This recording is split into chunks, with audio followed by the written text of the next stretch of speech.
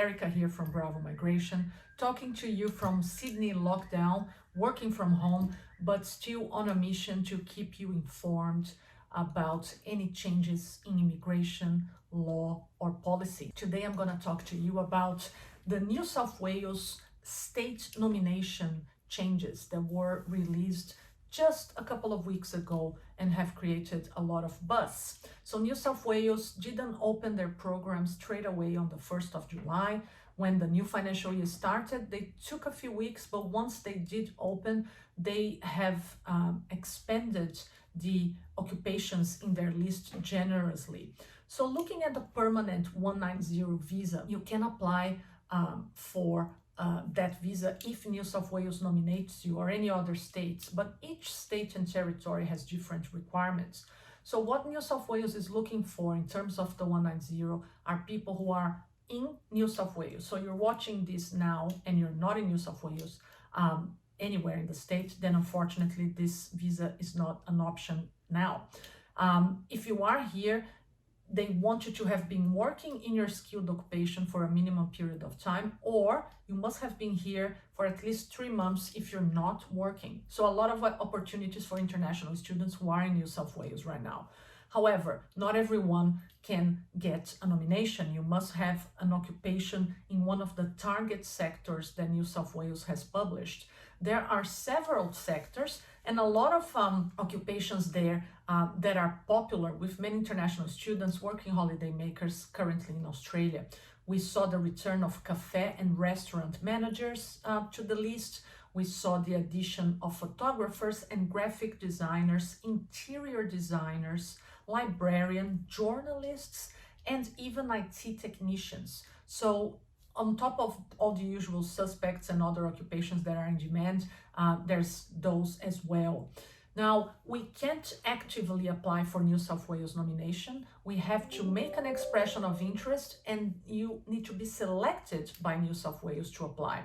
So New South Wales only selects the brightest and the best. So people with very advanced skills in English language, people with qualifications, with work experience and all that. So they look at your points test.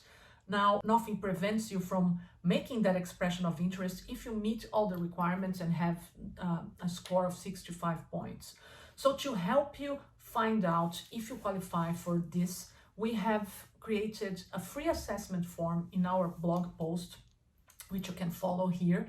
And if you think you are in New South Wales, if you are in New South Wales, and if you think you have skills in one of the occupations in their target sectors list, please complete the form and send it to us. We're gonna have a look and let you know if you have any chances. If you do, we go from there and we will be able to help you at least, get on the queue, get on the in front of New South Wales to have a chance to be selected for that nomination.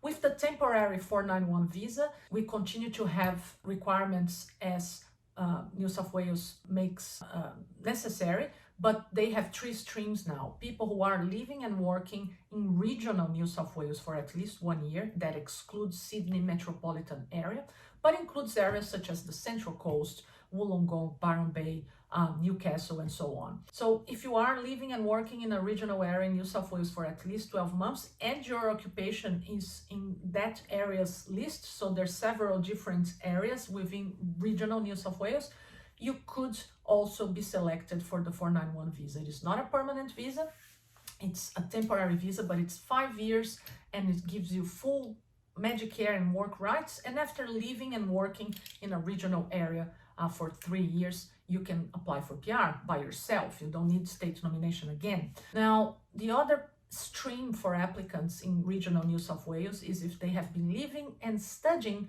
in New South Wales regional areas for at least 2 years while holding a student visa.